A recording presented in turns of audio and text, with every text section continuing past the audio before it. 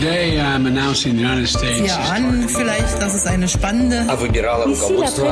Very, very hot. La revue de presse internationale sur Europe 1. Nous irons ce matin en Turquie et en Pologne. Première étape, la Chine. Bonjour Sébastien Le Belzic. Bonjour. À la une à Pékin ce matin. Alors à la une de l'actualité aujourd'hui en Chine, DJI, le premier fabricant mondial de drones qui suspend ses activités en Russie et en Ukraine, nous dit Caixin. Le magazine économique souligne qu'elle est l'une des rares entreprises chinoises à prendre publiquement une telle initiative. La presse chinoise précise que DJI s'oppose ainsi à l'utilisation de ces drones à des fins militaires, mais la presse y voit surtout la peur des sanctions. Pour la presse d'État, il s'agit en effet d'un risque que fait peser l'Occident sur l'économie chinoise. Le quotidien communiste Global Times y voit même une conspiration pour affaiblir la Chine.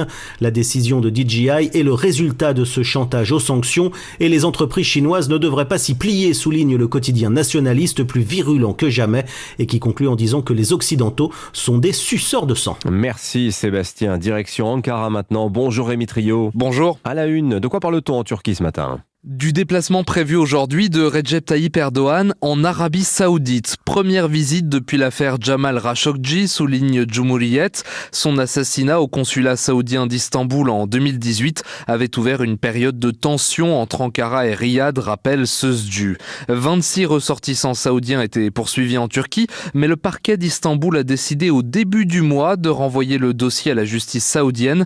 Le média T24 rapporte que cette visite doit permettre de clore définitivement cette affaire et de relancer les relations économiques entre les deux pays. Un tournant diplomatique peu commenté par la presse proche du pouvoir, longtemps très sévère avec le prince héritier saoudien Mohammed Ben Salman, accusé d'avoir commandité l'assassinat de Jamal Khashoggi. Merci à vous Rémi Trio. Enfin en Pologne, bon Jean-Marie Le Puloc. Bonjour. De quoi parle-t-on à Varsovie ce matin ? Eh bien de cette crise dans le ciel polonais à cause du conflit sur le salaire et les conditions de travail des contrôleurs du trafic aérien, rapporte Notes from Poland. Beaucoup d'entre eux menacent en effet de quitter leur emploi à la fin du mois d'avril si leurs requêtes ne sont pas exaucées. Selon le site Honnête, 75% des vols pourraient être annulés à Varsovie.